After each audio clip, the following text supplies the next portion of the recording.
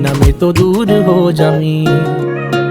ओ सागर दियां छल्लां वांगू जिंदगी है बड़ी टेढ़ी मेढ़ी, कित्थे लैके चलीए जावे पता नहीं कुछ भी की है कहंदी। उच्चिया लम्मिया पहाड़ा वांगू दिसदी नेड़े दूर रहिंदी, जिथे कोई सार ना होवे बारिश भी है उत्थे पैंदी। देखा ना जे तैनू मेरे दिल नू साली चैन नहीं पैंदी, जो हुंदा चंगे लई हुंदा दुनिया एवें झूठी कहंदी। उड़ जांदे जद पंछी मुड़े उन्हां नू घर दी लोड़ नहीं पैंदी। ना तू किते खो जावीं, ना तू किते खो जावीं, जिवें बदलां दे ओले होया चन्न, ना मैं तो ओले हो जावीं। तू गल मेरी मन, मेरा लगना नहीं जी लगना नहीं मन, ना मेरे तो दूर हो जा।